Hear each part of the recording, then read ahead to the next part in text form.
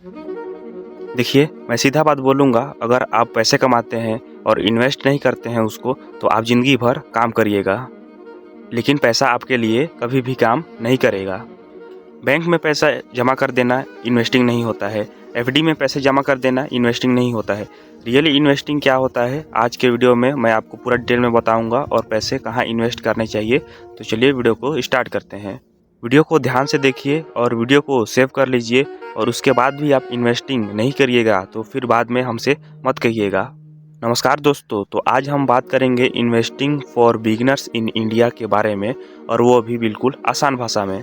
हमारे यहाँ के स्कूलों में हिस्ट्री, जियोग्राफी, साइंस यह तो सभी पढ़ाते हैं, लेकिन पैसे कैसे बढ़ाना चाहिए, इन्वेस्टिंग कैसे करना चाहिए, यह कोई भी नहीं सिखाता है।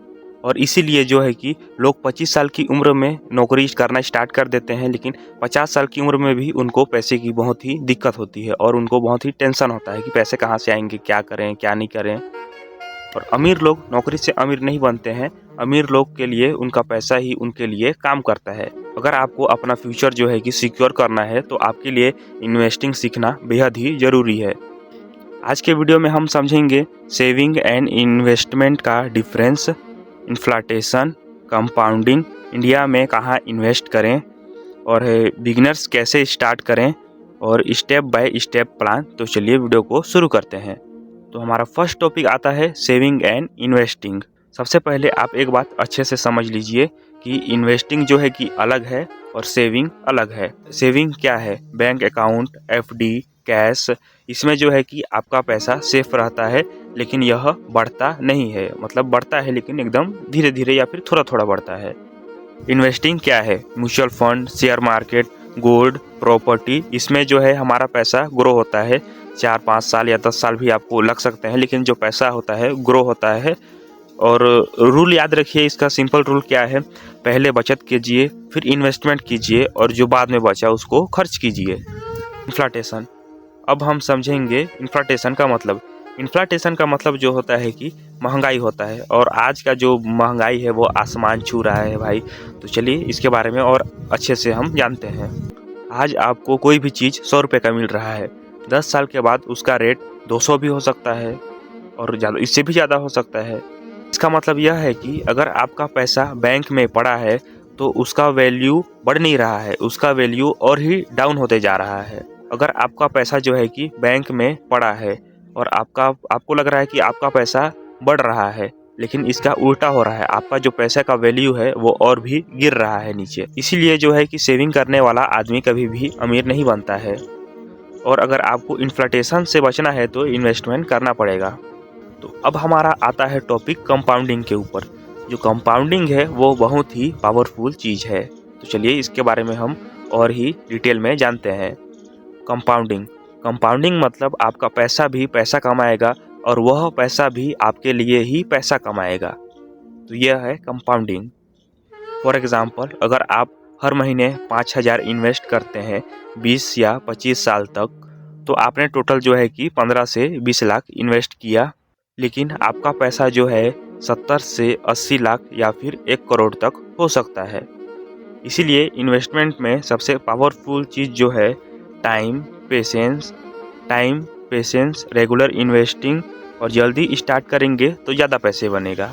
सिंपल सी बात है। तो अब जो हमारा टॉपिक आता है कि इंडिया में इन्वेस्ट कहाँ करें। अगर बताना ना पड़ेगा भाई किस चीज़ में इन्वेस्ट करें, किस में इन्वेस्ट करें जिससे पैसा बढ़ेगा, तो चलिए इसके बारे में हम और भी डिटेल से जानते हैं।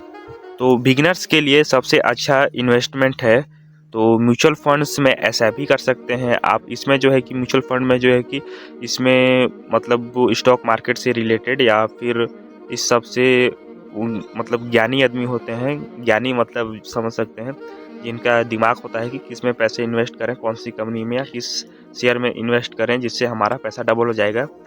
तो आप इसमें रिस्क भी होता है, और समझ सकते हैं रिस्क है तो पैसा भी। तो म्यूचुअल फंड्स के बाद जो हमारा आता है इंडेक्स फंड, पीपीएफ, और जो है एनपीएस और गोल्ड। और गोल्ड तो आप बिल्कुल ही मत छोड़ना, क्योंकि गोल्ड का जो प्राइस रहता है वो ऊपर रहता ही है और नीचे भी आ सकता है, आता भी है। तो गोल्ड को आप एक बेस्ट ऑप्शन समझ सकते हैं इन्वेस्ट करने का। चलिए आगे बढ़ते हैं। और अगर आप स्पेशली बिगिनर्स हैं तो शेयर मार्केट में जो है कि आप डायरेक्ट मत जाइए, क्योंकि आपको क्या है कि शेयर मार्केट का अच्छे से नॉलेज भी नहीं होगा शुरू में स्टार्टिंग में।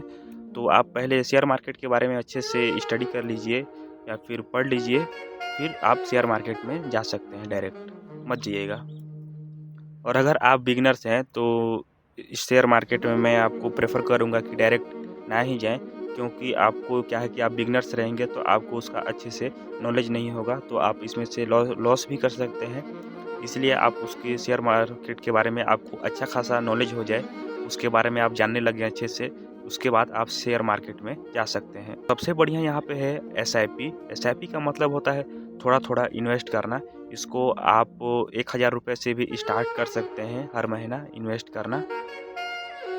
तो अब हम आते हैं एक इंटरेस्टिंग पॉइंट में, एक स्टोरी बोले या इसको एक किस्सा बोले। तो चलिए स्टार्ट करते हैं इसको जल्द से जल्द। तो दो दोस्त थे, सोनू और एक सोनू था और दूसरा था मोनू।